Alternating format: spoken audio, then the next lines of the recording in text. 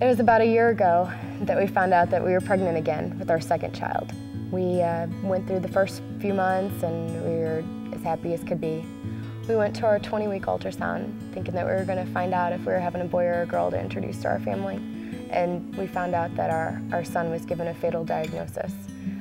We were told our baby didn't have any kidneys, and once I would give birth to him that he wouldn't live but minutes, maybe hours, if he even made it to his birth. My mom was first diagnosed with cancer, I believe it was in '93. In that summer she had her right kidney removed. At that time I had no idea really what was going on. I had just finished 3rd grade and really did not grasp the situation. They removed the kidney and said that she was cancer-free, and from then, you know, life went back to normal. On October 5th, I lost my wife to Alzheimer's. She had Alzheimer's for at least 10 years that we know of. I'd say the last 2 years she was bedridden, and we had hospice come in and help take care of her. We just decided to treat it like a normal pregnancy. We had the option to terminate the pregnancy or continue on just like nothing was wrong, and that's what we did the best we could. We continued on, and then he was born on November 10th, 2009 at 1:23. He lived for 63 minutes. And then over the years there was kind of some ups and downs, not really too much going on until my junior year of college, when Mom had to start some treatments again, and more cancer was popping up here and there. And her most recent treatment stopped working in May of 2009. You know, I just graduated college. I really didn't want to think about, you know, potentially losing my mom at this, you know, very important stage of my life. So in September of this past year of 2009, they put Mom on hospice, on home hospice care. She stopped going to work, you know, couldn't drive anymore. You know, it was a steady decline.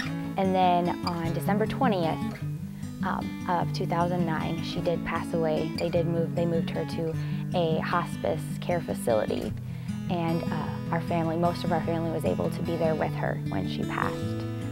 The last night before she passed away, I can remember getting in bed with her and holding her and telling her I loved her and sharing Jesus' love with her, and we'd pray together. And I could feel a calmness come over her body when I talked about Jesus. And this instills in me that she was a true believer, and I know she was going to heaven. At 6 o'clock in the morning, I noticed she was getting worse. We all stood around, and at 10 o'clock, after some praying, she just calmly passed away. It was an easy death, which was a blessing for her and for me.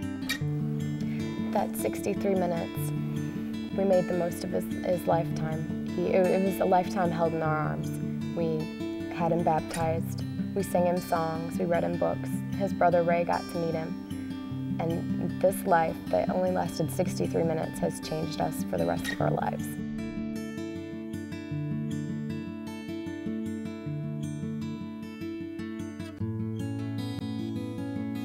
Knowing that Christ rose from the dead so that we could all be with him is the one thing that I cling to, and I know my family clings to help deal with this.